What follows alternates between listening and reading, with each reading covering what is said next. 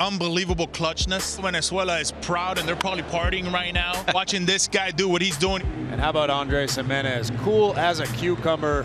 The Platinum Glover showing you why right here. Great stop by Jimenez, the throw, and he got him. How about that? Jimenez has always been an elite defender, and when you put runners on base, man, does he light up at the plate. Helmetless to home. Jimenez in the second. RBI double. Andrés Giménez out of the ninth spot one more time. Blue Jays in town to take on the New York Yankees this weekend and the Bronx. And, of course, Andrés Giménez figures to be a large part of what the Blue Jays attack will be. Take a look at the companies he's keeping. Leaders among middle infielders in WAR since the start of 2022. Bobby Witt Jr. is at the top of the list, but Andrés Giménez is also in the mix at just over 18 WAR, and he's now over with Mike Lowell and DeRosa talking defense, talking hitting. Take it away, guys. And it means a lot that you would be here this morning. I saw you come off the field yesterday. You doing all right? Yeah, I'm fine. I'm feeling better than yesterday for sure. All right, walk me through, before we get into defense, offense, walk me through vibe, mindset right now. Blue Jays, 35 some odd games left in the year. Wild card push, could have been World Series champs. What are we feeling? Because there's a lot of people still believe that you guys are going to get in. Yeah, a lot of people believe, and we also believe as a team. We're playing really, really good, especially last series in Tampa. It's always a tough team, but we got the W yesterday, and we won the series. All right. And we see this and hear this all the time. I want to get into some offense here a little bit later, because you jumped up and hit some bombs in the postseason last year that we need to honor. But you're known as this defensive guru, defensive specialist, have played second base, shortstop. So what we like to do here, we'll give you some love on some of your big-time plays. You can help us walk through it, and then maybe teach the kids at home like a pre-pitch plan or something that you do, or where you set up defensively. So if we can, Broyd, get us going into some of these plays. You were telling us you were a shortstop all throughout the minor leagues. Yeah, through the minors. Never played second in the minors. No. So I was with the Mets through the minors, played shortstop the whole minor system. And then I get straight to Cleveland, the opportunity, I was on second, so I have to learn how to play second. And now, What was the biggest adjustment, Andrés, from going from shortstop to second? I think the double plays, that's where it got me. It was really difficult for me turning double plays because in shortstop you have everything in front of you. In second base you kind of have a blind side.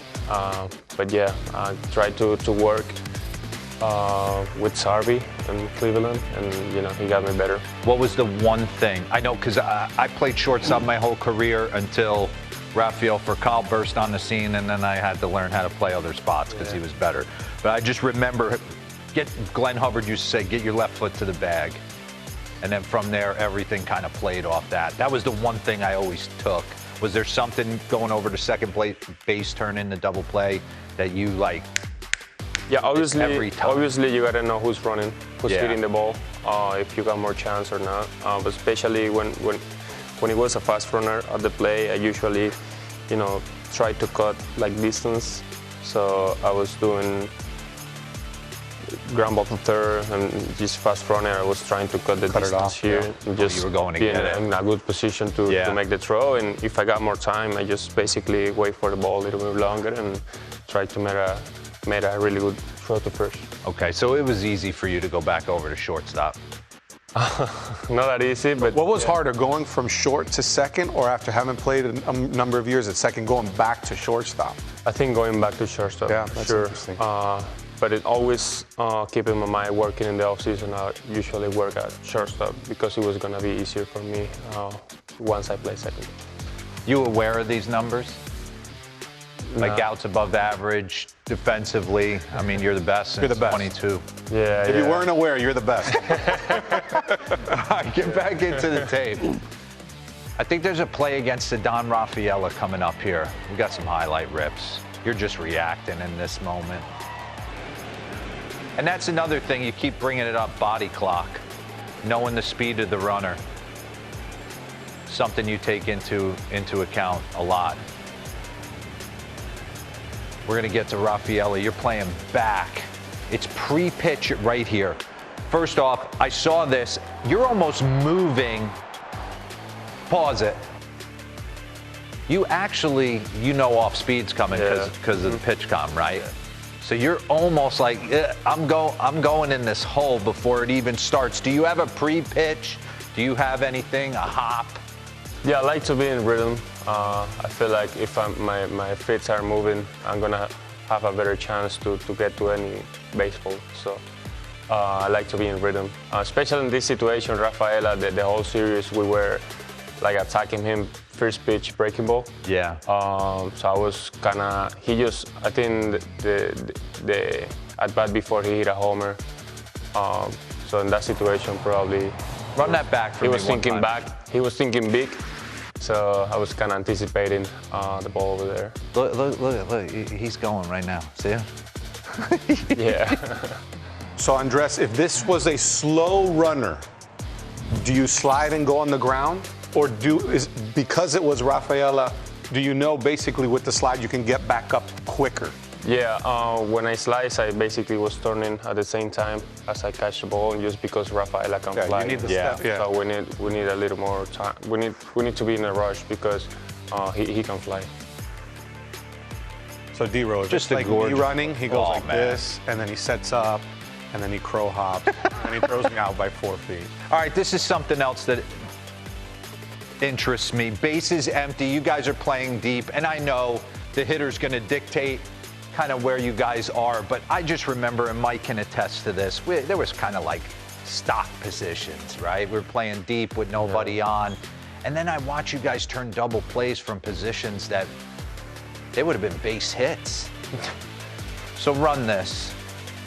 Are you strictly going off the card? Are you going off the pitcher? Is it feel? I usually use the card for know who's running, basically. Right. So run that back for me. So there's no chance the second. So now, do you have the double play on a grounder to third? I mean, there is on this situation, way. You guys shifted There's as no far as way you this are. guy can get to. So in this situation, I usually communicate with Ernie, who does a pretty good job defensively too, and like reacting and IQ on defense. I told him if I react that way, you got second. You guys are playing it like that. It's like who's covering the bag and stuff. Yeah, because if I react that way, I'm not gonna have a chance to make it. Yeah, no chance. But all right, run this. So give the kids at home something you did to get to the elite defender that you've become. Maybe something silly that you did. I remember I used to take a racquetball and just throw it off the wall, 25 one hand, 25 the other hand. Is there something you did as a kid? How'd you get so good defensively? So I wasn't that good, to be honest. My first year in Pro Bowl on DCL, Dominican Summer League, I had a lot of problems throwing the baseball and moving my feet. Just basically go in the off season, probably learn how to dance a little bit. Really? And then have the chance to work. I remember I broke this finger that first year, and I went to instructional league. And David Avalillo and Rafael Andestoy, they were hitting 100 and 200 ground balls a day. So no throwing. I couldn't throw because I broke this finger. I couldn't do anything. On your feet. Just working on my hands and my feet. How old were you in the Dominican Summer League? 17 years old. Yeah, and for me that's a big thing, that from age 17 to let's say 21, your body changes a lot too. You're going through that baby giraffe type phase, and then now you kind of get your man muscles and the movements get a little better, they get a little more efficient, the arm strength is there. And you understand a little bit more about the hitters, you're learning about the game, and they made it easier for me. Obviously a lot of work, but they give me a lot of good advice. All right, I got a little game for you. Drink this in. Career postseason stats with runners in scoring position. 323, 581, 970. You have any idea who this cat could be over here? Think like really big. Really big?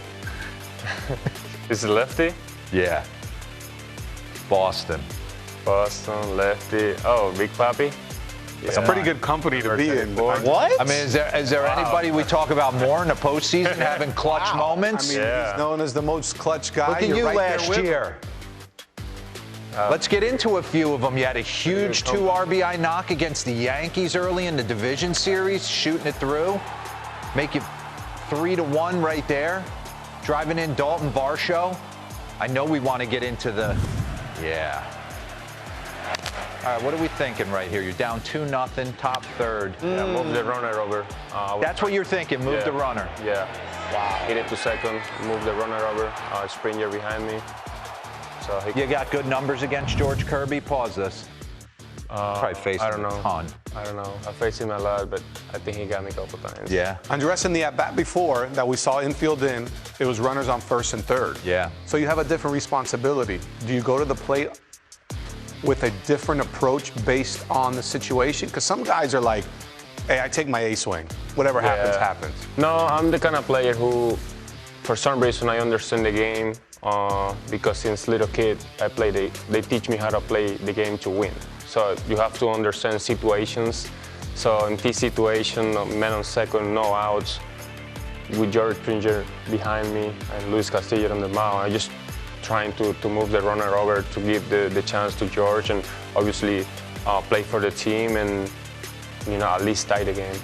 So I was trying to move the runner over, get something in front just to hit it on the right side, and I think it was Calefa in second, get a third, and then George Springer can do. You're 4 for 9 off Kirby with a double and a homer, so you kind of you like him. Kind of yeah. All right, here's Luis Castillo, top third. You got him 2-0. All right, pause this. So you get him 2-0. You selling out for a heater in that spot? Yeah. Yeah, it was on. And then he throws you that little slider. Yeah. Take a bad swing, so now you're late on this one. This one. Yeah. All right, so run this. 2-2, fouls off this hot. Pause it. What are you thinking here? So 2-strike approach, basically he tried to hit the baseball, don't strike here. Don't strike out. But, I faced him a couple times and just basically get something in front to get the job done. Run it. Move the runner over. Battle.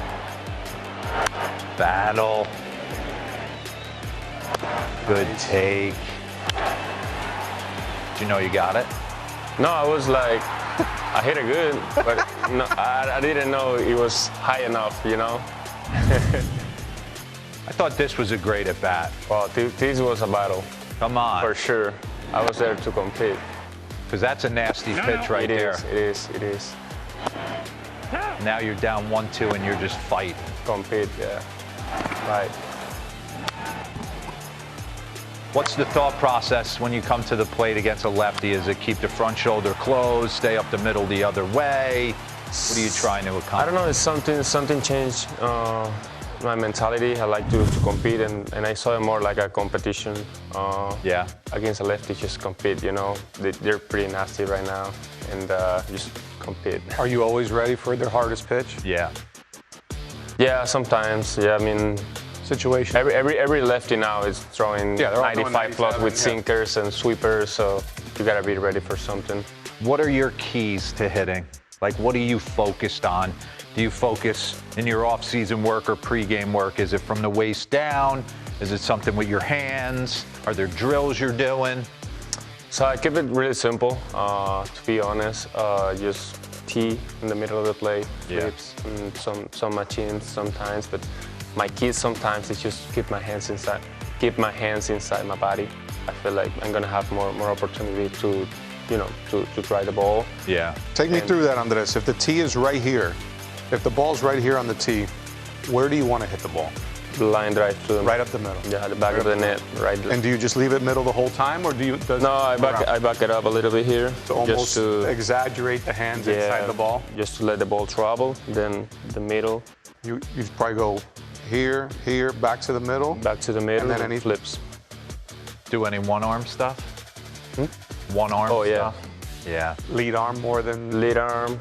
This hand, just keep it inside my body and flips, and then BP or machine. Run this. This is a clean move. And it's sneaky pop, too. Oh, yeah. Hell yeah. Got him. I wish I more consistent with the sneaky pop. That's all right. Your bank account says you don't have to worry about it. Look at that. Just a bullet right there. And a good game face. That's a good game face right there. Yeah. Showed up in the biggest moments. 1 p.m. game. Maybe. He had some huge moments and looking for a huge weekend because the Blue Jays, they're right in the mix despite all the obstacles they've had to overcome.